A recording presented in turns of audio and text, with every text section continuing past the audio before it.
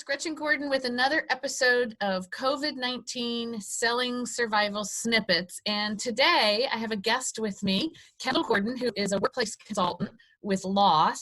And not only is she a wonderful workplace consultant, but she's also my daughter. So Kendall, can you tell us what a workplace consultant does? Absolutely. So a workplace consultant basically works with clients to optimize their workspace for their employees and also for the organization as a whole to be more effective and efficient. I just was hoping that maybe you'd have some tips about what people can do at home who aren't accustomed to working from home. Absolutely. So there's a lot of information that's been flying around lately about how to make, your home office work for you. But what I think a lot of that information is failing to pick up on is what your personal office is like. So I think the most important thing is to think about, your office or where you typically choose to work from that you're most productive and try to recreate that environment. That's awesome advice. Yeah. And so oftentimes what that entails is, first of all, finding a place that's going to have all of the amenities or all of the things that you need in order to actually do your job and not be constantly interrupted or constantly, having to adjust something. One of the things that I personally have found to be one of the largest factors in that is your seating choice. So I know it can be really enticing to, sit on your couch at home and try and work from there. But the odds of you being as productive as you would be in your office are slim. That's not to say that's not a good option for, certain periods throughout the day. You obviously do want to take advantage of being able to change your postures. So that's one of the things that we have found in our industry to be very effective is having the ability to change your posture, whether that be a really effective, really great ergonomic task chair that enables you to sort of recline maybe when you're, on a phone call and trying to have a more conversation with a prospect or client, or, in a more upright position where you might be, doing more computer-based work. So that's one of the biggest things I would say.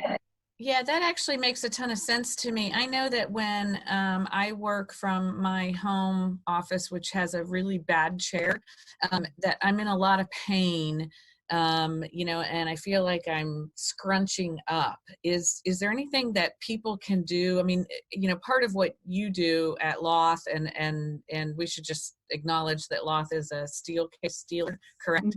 Mm-hmm. A lot of what you do is help create the right environment for efficiency and effectiveness, but does that also go to like well-being and mindset as well and health?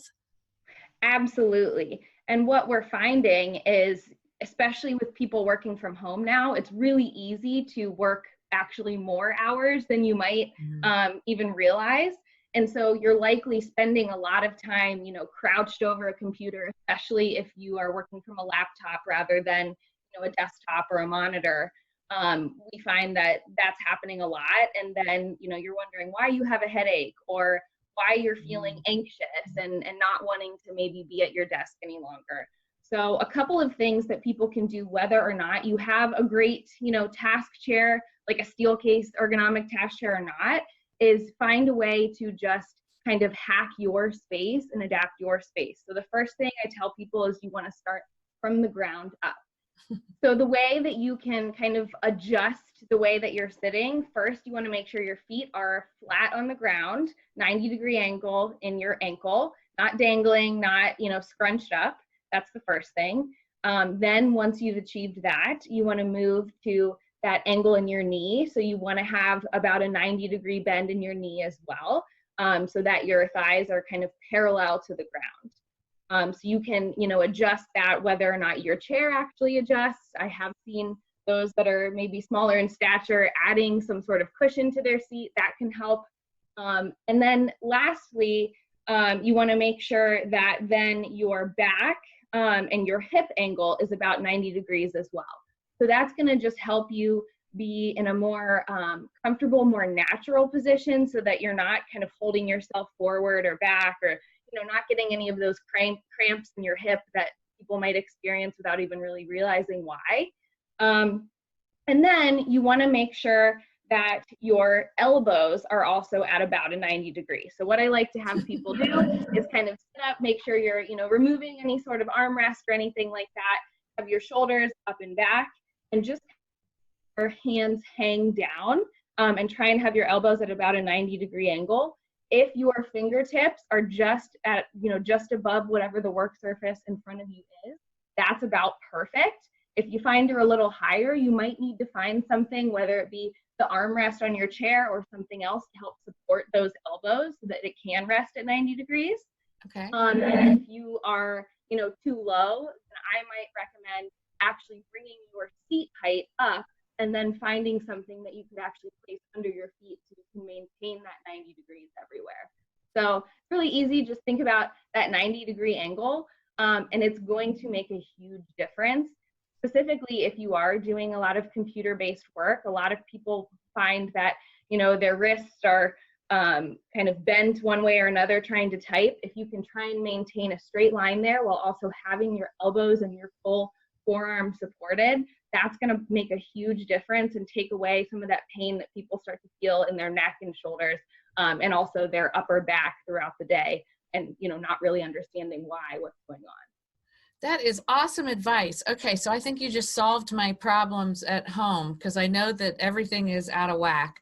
So I appreciate that. Is there anything else that you want our viewers to know?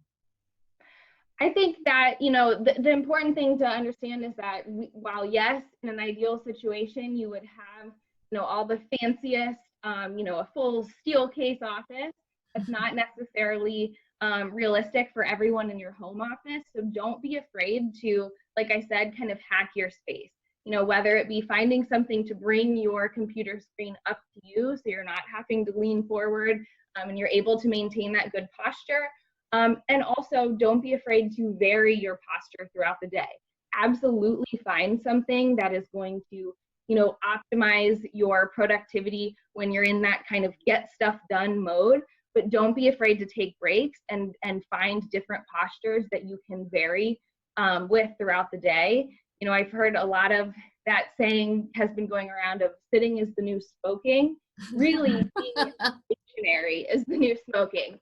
It's not a bad thing to sit, but really you want to be varying that posture and what you're doing about every 45 minutes, whether that's standing, sitting, or sitting in a more reclined position. But just varying that posture is actually going to help you be more effective and be more efficient. That's awesome. Thank you. So if people want to get a hold of you, how shall they reach you? Do you have an email address? I do. So my email address is kgordon@lothinc.com. That's KGORDON@LOTHINC.com. Great. Thank you. And this has been another episode of COVID-19 Selling Survival Snippets. I'm Gretchen Gordan. Thank you, Kendall, for joining me.